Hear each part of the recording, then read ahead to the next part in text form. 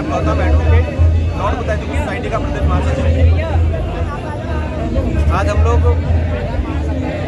मामला ये है कि गौरव हत्याकांड को प्रोटेस्ट के लिए हम लोग यहाँ एकत्रित हुए हैं। गौरव जी को किडनैप किया गया 31 तारीख को, और किडनैप करने के बाद जब उसे किडनैप कर लिया गया तो घर वालों ने उसी अपहरण का मुकदमा दर्ज कराने के लिए जब गए तो उन्होंने गुमशुदगी की रिपोर्ट दर्ज कर दी। पुलिस तब तक हाथ पे हाथ रख के बैठी रही जब तक उसकी हत्या नहीं हो गई। 3 तारीख को जब उसकी डेड बॉडी मिलती है तो इतनी ऐसी डेड बॉडी थी जिसकी मानवता देख करके रूह कांप जाए हर इंसान की। उसकी आंख निकली हुई, उसकी जिब्बियां कटी हुई, उसके गुप्तांग को काट दिया गया, गर्दन दबा करके उसकी हत्या की गई।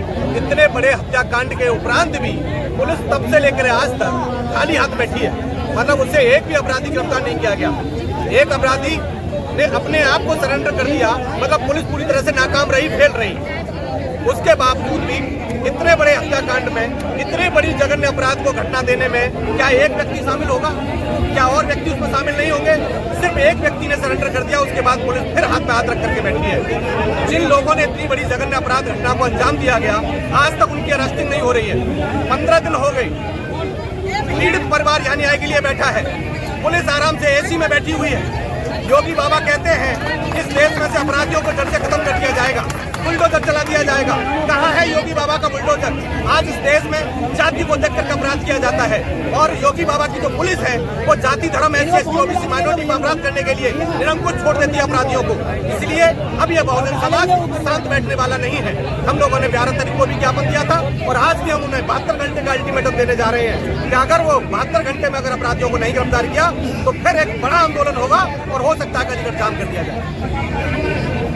आज इस देश की हालत ऐसी हो गई है कि अपराधी की जाति देख करके उसे न्याय देने के लिए गुहार की जाती है। SC, ST एक्ट में मुकदमा दर्ज है, उसके बावजूद पीड़ित परिवार को आज तक कोई आर्थिक सहयोग नहीं कराया गया। इसमें DM, SSP सब इसमें जो है दोषी है, क्योंकि जब अपराध होता है तो उनकी लायबिलिटी शासन प्रशासन की होती है, उन्हें किस तरीके से उन्हें न्याय दिलाया जाए। आज ये देश में जाति इस तरह से हावी हो गई है कि आज जाति को देख करके अपराध जब किया जाता है तो पुलिस प्रशासन और शासन और प्रशासन मूक दर्शक बैठे देखे रहते हैं कि कोई बात नहीं, विशेष जाति का है। यही अगर समर जाति के लिए अगर हुआ होता अपराध तो हो सकता है कि अब तक बुलडोजर चल गया होता और अपराधियों के घर के खानदान को भी उठा करके जेल भेज दिया जाता।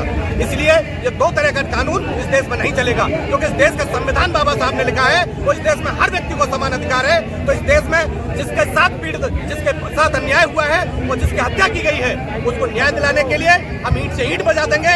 इस देश में सिर्फ अलीगढ़ में ही नहीं, पूरे देश में न्याय के लिए आंदोलन होगा।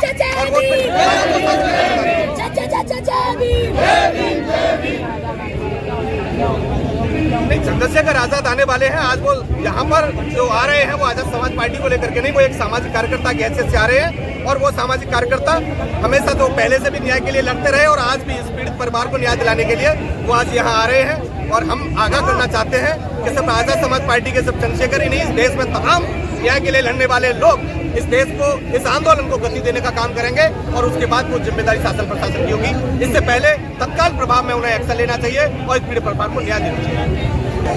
आज DM को हम लोग महामहिम राष्ट्रपति के नाम ज्ञापन देने जा रहे हैं।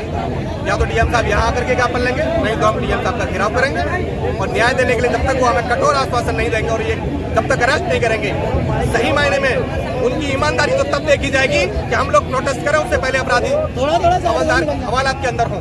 अगर वो इस तरीके से अगर न्याय देते हैं तो वाकई हम लोग इस प्रोटेस्ट को रोकेंगे, अन्यथा की स्थिति में ये प्रोटेस्ट आगे तक जाएगा।